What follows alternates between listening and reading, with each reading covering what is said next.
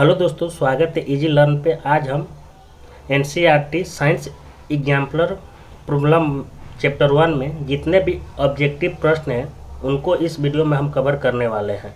अगर आप हमारे चैनल पर नए हैं तो चैनल को ज़रूर सब्सक्राइब करें और वीडियो को ज़रूर शेयर करें। चलिए इस वीडियो को हम शुरू करते हैं।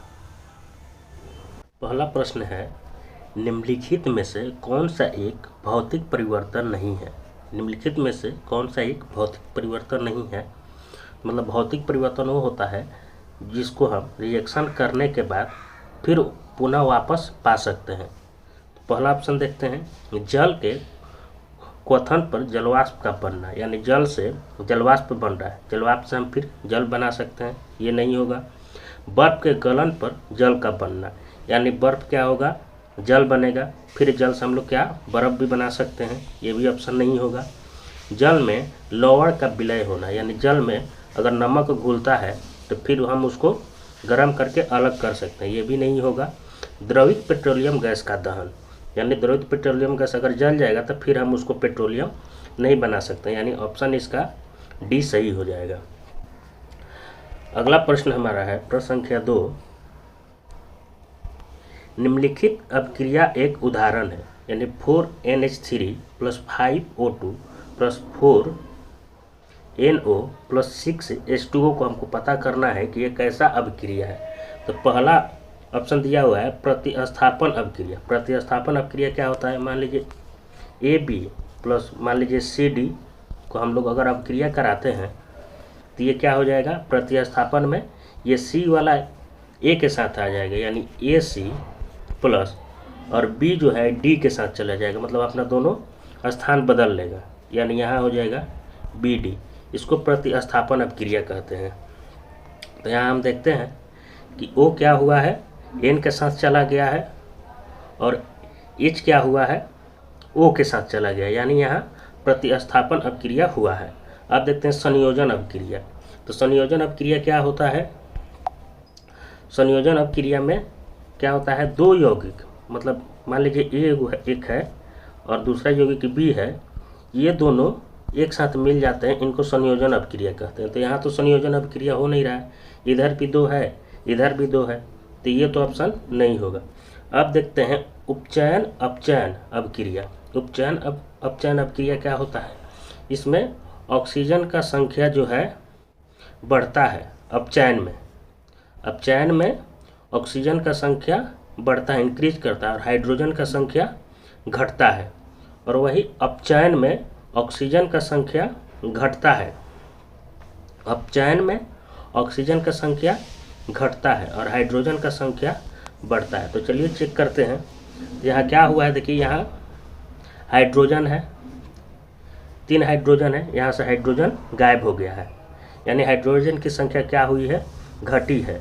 इसका मतलब क्या है, ये अपचयन है। यहाँ क्या हुआ है, मान लीजिए O2 है, यहाँ 10 O2 है, यहाँ हो गया है 6, तो यहाँ क्या हुआ है, ऑक्सीजन की संख्या जो है घटी है, तो ये क्या है, अपचयन, यानी ऑप्शन सी, तीसरा ऑप्शन सही है, यानी ऑप्शन 1 भी सही है और ऑप्शन 3 भी सही है।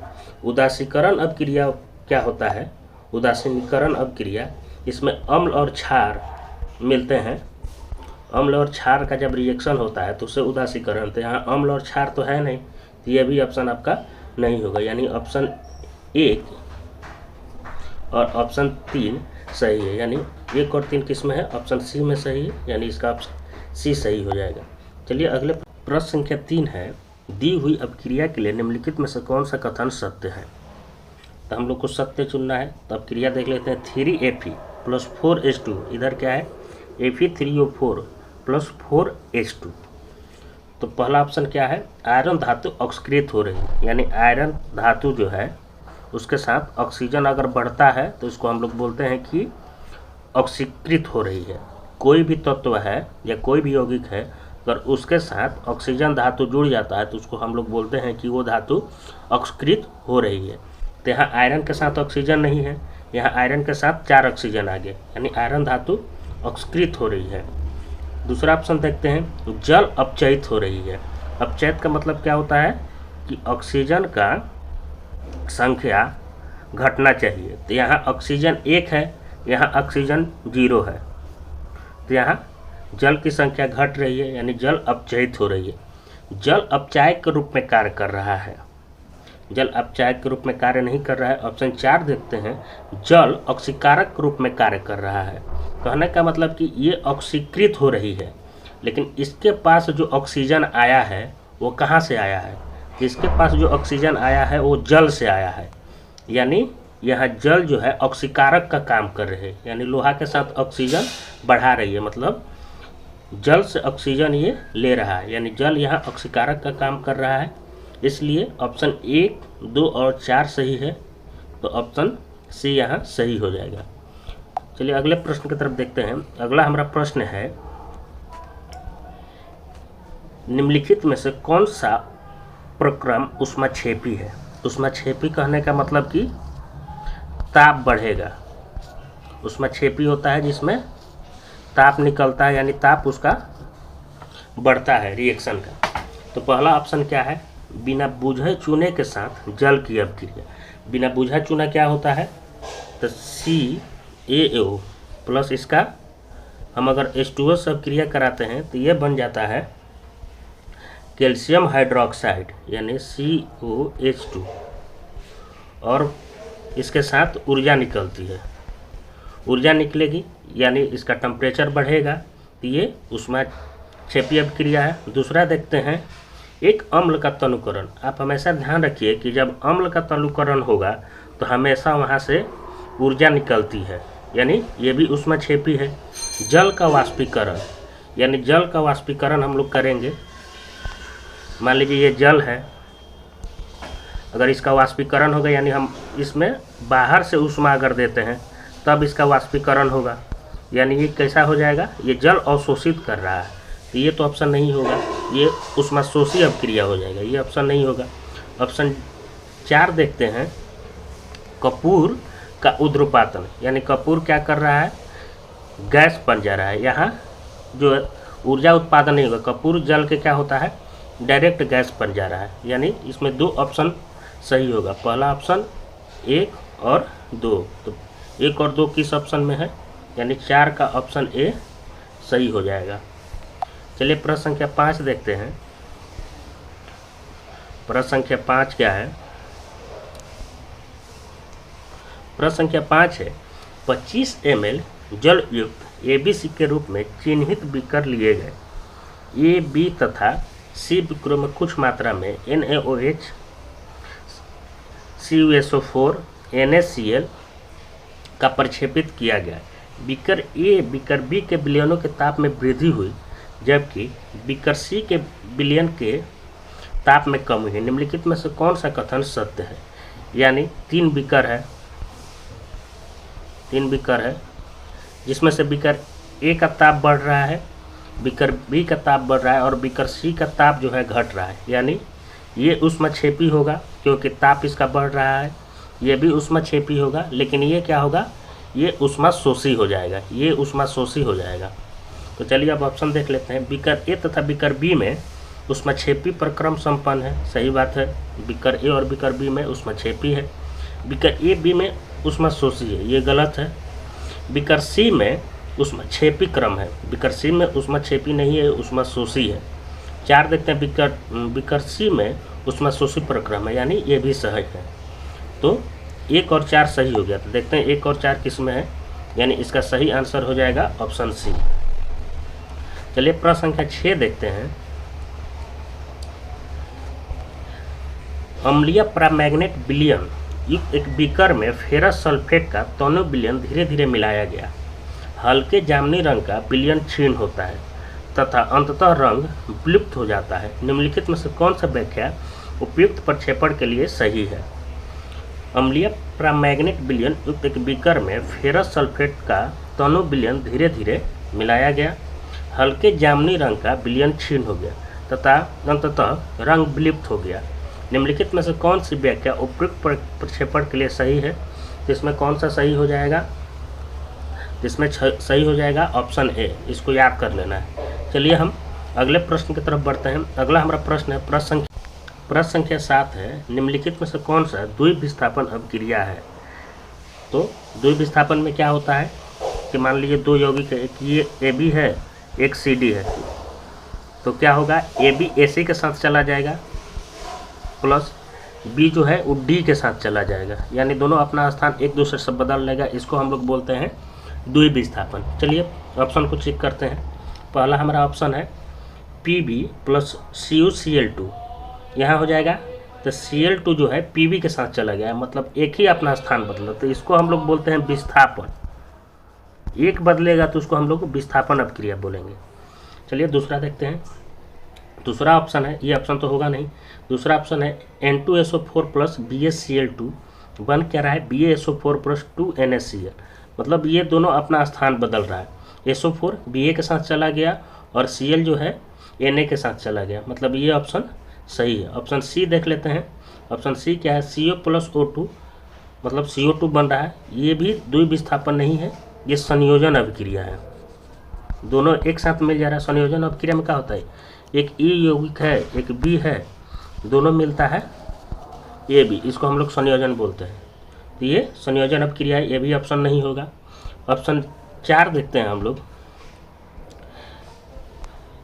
CHO4 प्लस 2O2 बन क्या रहा है कार्बन डाइऑक्साइड प्लस पानी, तो इसको हम लोग देखते हैं, तो यहाँ भी चेंज नहीं हो रहा है, ये अपचयन उपचयन अपचयन अपक्रिया है, तो ये भी ऑप्शन नहीं होगा। यानी सिर्फ इसमें ऑप्शन क्या सही है, ऑप्शन 2 सही है। ऑप्शन 2 देख लेते हैं, यानी इसका बी आंसर सही हो जाएगा। चलिए प्रश्न संख्या 8 देखते हैं। प्रश्न संख्या 8 है, सूर्य के प्रकाश की उपस्थिति में सिल्वर क्लोराइड के उद्भासन पर वह स्लेटी क्यों हो जाता है।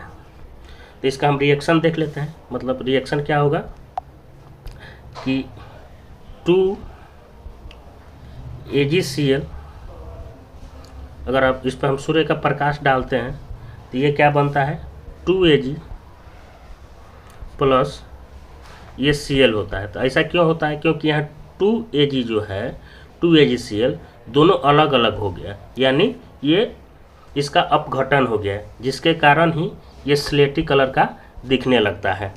तो चलिए यहाँ देख लेते हैं, सिल्वर क्लोराइड के अपघटन पर सिल्वर बनने से, सही बात है, ऑप्शन ए इसका सही हो जाएगा। सिल्वर क्लोराइड के उद्रपातन, यहाँ उद्रपातन तो हो नहीं रहा है, सिल्वर क्लोराइड के क्लोरीन गैस में विघटन, सिल्वर क्लोराइड के क्लोरीन घटन में विघटन भी नहीं हो रहा है। सिल्वर क्लोराइड का ऑक्सीकरण, यहाँ ऑक्सीजन तो है ही नहीं, तो ऑक्सीकरण कैसे होगा। तो चलिए ये भी गलत है, ये भी गलत है, ये भी गलत है, यानी ऑप्शन 1 सही है। तो चलिए देख लेते हैं ऑप्शन 1 किस में दिया है, यानी इसका ए सही हो जाएगा। चलिए प्रश्न संख्या 9 देखते हैं। प्रश्न संख्या 9 है, ठोस कैल्शियम ऑक्साइड जल के साथ तीव्रता से अभिक्रिया कर कैल्शियम हाइड्रोक्साइड बनाता है तथा साथ में ऊष्मा उत्पन्न होता है। इस प्रक्रिया को चूने का बुझाना कहते हैं। कैल्शियम हाइड्रोक्साइड जल में घुलकर इसका विलयन बनाता है, जिसे चूने का पानी कहते हैं। निम्नलिखित में से कौन सा कथन चूने के बुझाने तथा इसके विलयन बनाने के लिए सत्य है। तो चलिए इसका हम लोग अभिक्रिया देख लेते हैं कि कैसे अभिक्रिया करता है। तो सबसे पहले तो हम लोग बिना बुझा हुआ चूना लेते हैं। तो चलिए बिना बुझा हुआ चूना क्या होता है, तो CaO प्लस, अगर इस पर हम लोग पानी डालते हैं तो यह बनता है कैल्शियम हाइड्रोक्साइड प्लस ऊष्मा निकलता है, ऊर्जा निकलेगा। अब क्रिया करेगा तो क्या बनता है कैल्शियम हाइड्रोक्साइड और ऊर्जा निकलेगा। तो यह एक ऊष्माशोषी है, ऊर्जा इसमें से निकल रहा है, यानी ये ऊष्माशोषी ना होके ऊष्माक्षेपी होगा। ये ऑप्शन गलत है, यह ऊष्माक्षेपी है, ये ऑप्शन सही है। परिमाणिक विलयन के pH मान 7 से अधिक होगा। 7 से अधिक कहने का मतलब कि क्षार, ये क्षार होगा, यानी हाइड्रोक्साइड है, तो यह अमूमन बात है कि क्षार होगा। कोई भी हाइड्रोक्साइड क्षार होता है, तो ऑप्शन 3 भी सही है।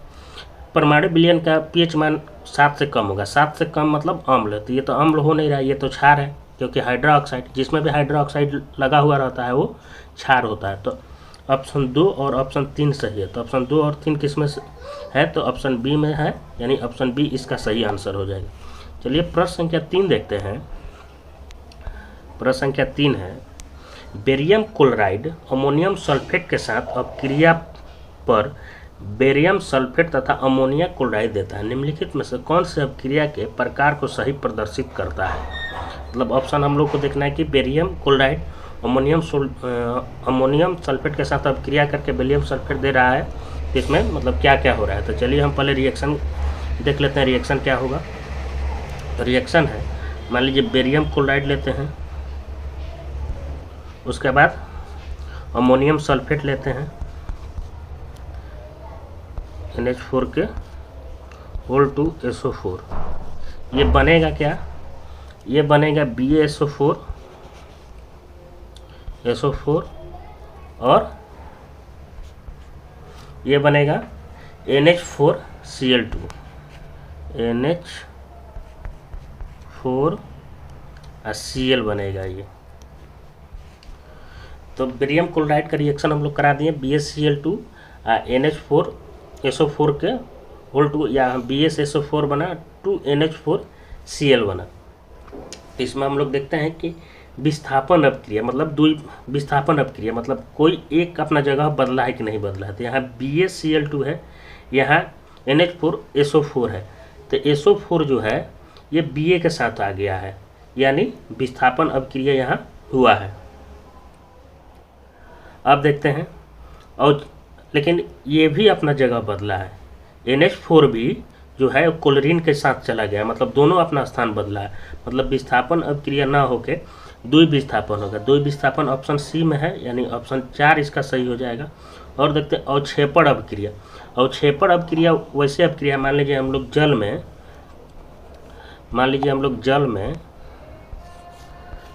जल में अगर बालू डालते हैं, तो बालू तो क्या होगा, जल के साथ ही रहेगा, लेकिन बालू जो है जल में गलेगा नहीं, यानी अवक्षेप के रूप में इसमें रहेगा। यानी जो भी अपक्रिया होगा उसमें जल के साथ अगर कोई यौगिक नहीं घुलता है, बच जाता है, तो उसको हम लोग अवक्षेपण कहते हैं।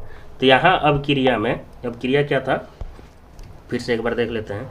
यहाँ था BaCl2 प्लस NH4, उसके बाद SO4, और ये बना था BaSO4 प्लस 2NH4Cl। तो ये वाला जो है, ये जो बन रहा है BaSO4, ये यहाँ अवक्षेप का काम कर रहा है, यानी ये जल में नहीं घुलेगा, तो ये अवक्षेप का कार्य कर रहा है, यानी इसमें ये बच जा रहा है। इसका मतलब कि ये अवक्षेपण अपक्रिया है। ये द्विविस्थापन भी है, अवक्षेपण भी है। और संयोजन देखते हैं, तो संयोजन है नहीं, क्योंकि दोनों मिलके एक तो बन रहा नहीं रहा, इधर भी 2 है और इधर भी 2 है। इसका मतलब ये ऑप्शन नहीं होगा, यानी ऑप्शन 2 और 4 सही है। 2 और 4 किस में है? ऑप्शन डी में, यानी इसका ऑप्शन डी सही हो जाएगा। चलिए प्रश्न संख्या 11 देखते हैं। प्रश्न संख्या 11 है, जल का विद्युत अपघटन एक अपघटन अपक्रिया है। जल के विद्युत अपघटन में मुक्त हुए हाइड्रोजन और ऑक्सीजन गैस का मोलर अनुपात, हम लोग को मोलर अनुपात निकालना है। तो चलिए अपक्रिया हम लोग पहले देख लेते हैं कि अपक्रिया क्या होता है। तो इसका अपक्रिया मान लीजिए हम लोग H2O लेते हैं, मान लीजिए पानी लिए, इसको हम लोग अगर विद्युत अपघटन करते हैं तो ये क्या बनता है, H2 बनता है प्लस O2 बनता है। तो यहाँ ऑक्सीजन कितना है, 1 है, यहाँ ऑक्सीजन 2 है, यानी ये असंतुलित है। तो इसको हम लोग संतुलित करते हैं। तो मान लीजिए हम लोग इधर अगर 2 से गुना कर देते हैं, मान लीजिए अगर हम लोग इधर 2 से गुना कर देते हैं तो क्या हो जाएगा, ये तो इधर भी 2 हो जाएगा, इधर भी 2 हो जाएगा। तो यहाँ हाइड्रोजन अब 4 हो जा रहा है, तो हम लोग को यहाँ हाइड्रोजन में भी 2 से गुना करना पड़ेगा, ये अब संतुलित हो गया। यहाँ ऑक्सीजन 2 इस साइड भी ऑक्सीजन 2, इधर हाइड्रोजन 4, इधर भी हाइड्रोजन 4। अब ये क्या हो गया, संतुलित हो गया। अब देखते हैं क्या बोल रहा था, हाइड्रोजन और ऑक्सीजन गैस की मोलारता, यानी हाइड्रोजन यहाँ कितना है, हाइड्रोजन 4 है, और ऑक्सीजन कितना है, ऑक्सीजन 2 है। तो इसको हम लोग अगर काटते हैं तो ये हो जाएगा 2:1। तो 2:1 किस में है, ऑप्शन बी, यानी इसका सही आंसर हो जाएगा ऑप्शन बी। प्रश्न संख्या 12 है, निम्नलिखित में से कौन सा ऊष्माशोषी प्रक्रम है। हम लोग को चेक करना है कि कौन ऊष्मा बाहर से ले रहा है। तो चलिए, सल्फ्यूरिक अम्ल का तनुकरण, ऊपर ही बता चुके हैं कि अगर अम्ल का तनुकरण होता है तो वो ऊष्मा छेपी होता है, मतलब इसमें से ऊर्जा निकलती है। ये ऑप्शन तो होगा नहीं। शुष्क बर्फ का उद्रोपातन, मतलब शुष्क बर्फ है, अगर इसको हम लोग वाष्प बनाते हैं यानी हम लोग बाहर से इसमें ऊष्मा देंगे, यानी ये ऊष्मा ले रहा है, इसका मतलब ये ऊष्माशोषी हो गया। ऑप्शन 2 सही है। ऑप्शन 3 देखते हैं, जलवाष्प का संघनन, यानी मान लीजिए वाष्प बना हुआ है, उसको हम लोग फिर जल बनाते हैं तो इसमें से ऊष्मा क्या होता है, निकलता है, इसमें से ऊष्मा निकलता है, यानी ऑप्शन 3 भी सही नहीं होगा। ऑप्शन 4 देखते हैं, जल का वाष्पीकरण, यानी जल है, मान लीजिए ये जल है, अगर हम इसको बाहर से ऊष्मा देंगे तभी ये वाष्पीकृत होगा, यानी ये भी क्या है, ऊष्माशोषी है, यानी ऑप्शन 2 और 4 सही हो जाएगा। 2 और 4 किस में है, ऑप्शन डी, यानी इसका सही उत्तर हो जाएगा ऑप्शन डी। चलिए अगले प्रश्न की तरफ बढ़ते हैं। अगला प्रश्न है, जलीय पोटेशियम आयोडाइड तथा जलीय लेड नाइट्रेट के मध्य द्विविस्थापन अभिक्रिया में लेड आयोडाइड का पीला अवक्षेपण बनता है। इस प्रक्रिया को करते समय यदि लेड नाइट्रेट उपलब्ध न हो तो निम्नलिखित में से किसे लेड नाइट्रेट का स्थान पर प्रयुक्त किया जा सकता है। तो ये याद करने लायक है, इसको आप लोग रट लीजिए। तो ये इसका ऑप्शन बी सही हो जाएगा। ये बनता है लेड एसीटेट, ये बनेगा लेड एसीटेट। ये बहुत ही फेमस अभिक्रिया है। फिर से एक बार बोल देते हैं, जलीय पोटेशियम आयोडाइड तथा जलीय लेड नाइट्रेट के मध्य द्विविस्थापन अभिक्रिया में लेड आयोडाइड का पीला अवक्षेपण बनता है। इस प्रक्रिया को करते समय यदि लेड नाइट्रेट उपलब्ध न हो तो निम्नलिखित में से किसे लेड नाइट्रेट का स्थान पर प्रयुक्त किया जा सकता है। तो लेड एसीटेट को प्रयुक्त किया जा सकता है। प्रश्न संख्या 14 देखते हैं। प्रश्न संख्या 14 है, प्रश्न संख्या 14 है कि तेल के नमूने को लंबे समय तक बनाए रखने के लिए निम्नलिखित में से कौन सी गैस प्रयुक्त की जाती है। तो देखते हैं। तो आप लोग जानते हैं कि चिप्स विप्स के पॉकेट में नाइट्रोजन भरा जाता है, यानी नाइट्रोजन ऑप्शन डी में है। नाइट्रोजन इसलिए भरा जाता है क्योंकि ये कम अभिक्रियाशील है, यानी जो भी उसमें पदार्थ रहता है उसके साथ ये अभिक्रिया नहीं करता है, इसलिए नाइट्रोजन भरा जाता है। तो ऑप्शन डी इसका सही हो जाएगा। चलिए प्रश्न संख्या 15 है, प्रयोगशाला में ऑक्सीजन गैस के लिए निम्नलिखित अभिक्रिया प्रयुक्त की जाती है। 2KClO3, और इसमें हम लोग बाहर से ऊष्मा दे रहे हैं। 2KCl ये टूट रहा है, 2KCl + 3O2। तो चलिए देख लेते हैं कि इसके लिए कौन सा कथन सही है। तो पहला ऑप्शन है, यह एक अपघटन अभिक्रिया है तथा ऊष्माशोषी प्रकृति की है, मतलब बाहर से हम लोग ऊष्मा दे रहे हैं तभी ये टूट रहा है और टूट के 2 बन रहा है, मतलब इसका क्या हो रहा है, अपघटन हो रहा है, मतलब ऑप्शन ए सही हो जाएगा। यह एक संयोजन अभिक्रिया है, संयोजन तो है नहीं, ये तो टूट रहा है, 2 बन जा रहा है। अगर 2 से 1 बनता तब ये संयोजन होता, तो ये भी सही नहीं है। यह अपघटन अभिक्रिया तथा ऊष्मा के निकलने के साथ समाप्त होता है। इसमें ऊष्मा तो निकल नहीं रहा है, ये तो ऊष्मा बाहर से ले रहा है तभी तो ये टूट रहा है, तो ये भी नहीं होगा। ऑप्शन 4 है, यह एक प्रकाश रासायनिक अपघटन अभिक्रिया तथा ऊष्माक्षेपी है। ऊष्माक्षेपी तो है नहीं, ये तो बाहर से ऊष्मा ले रहा है, यानी ऑप्शन डी भी इसका नहीं होगा। तो इसका सही आंसर हो जाएगा ऑप्शन ए। चलिए प्रश्न संख्या 16 देखते हैं। प्रश्न संख्या 16 है, निम्नलिखित में से कौन सा प्रक्रम में रासायनिक अभिक्रिया होती है। एक गैस सिलेंडर के लिए दाब पर ऑक्सीजन गैस का भंडारण। एक गैस सिलेंडर में हम लोग ऑक्सीजन गैस भरते हैं तो उसमें तो रासायनिक अभिक्रिया हो नहीं रहा है। वायु का द्रवीकरण, यानी वायु का द्रवीकरण है, यहाँ भी नहीं हो रहा है। चीनी के प्याला में खुले पेट्रोल चीनी के प्याले में खुले में पेट्रोल रखना, इसमें भी नहीं हो रहा है। उच्च ताप पर वायु की उपस्थिति में कॉपर के तार को गर्म, अगर हम लोग कॉपर के तार को गर्म करेंगे तो ये एक नया उत्पाद बना देता है, यानी ऑप्शन डी इसका सही हो जाएगा। यहाँ रासायनिक अभिक्रिया हो रहा है। चलिए प्रश्न संख्या 17 देखते हैं।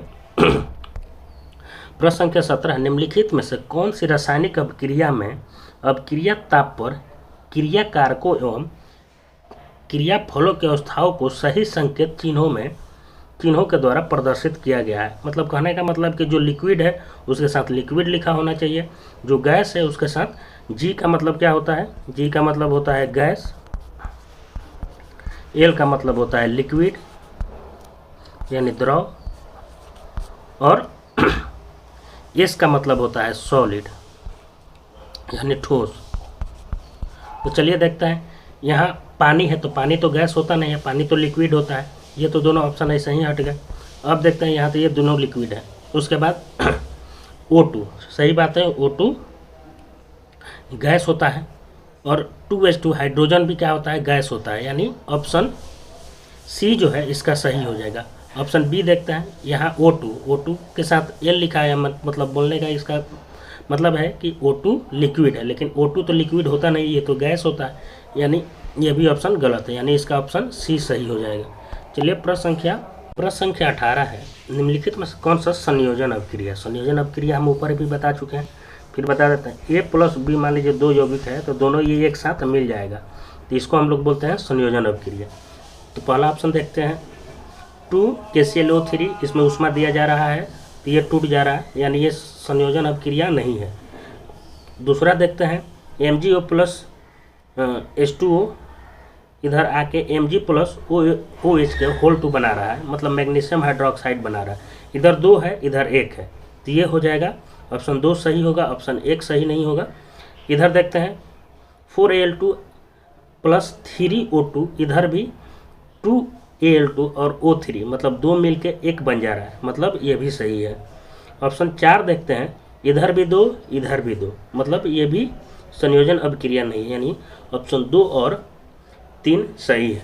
तो ऑप्शन 2 और 3 ऑप्शन डी में है, यानी इसका सही आंसर हो जाएगा ऑप्शन डी। इस वीडियो में बस इतना ही। अगर वीडियो आपको अच्छा लगे तो चैनल को सब्सक्राइब जरूर करें और वीडियो को शेयर जरूर करें। धन्यवाद।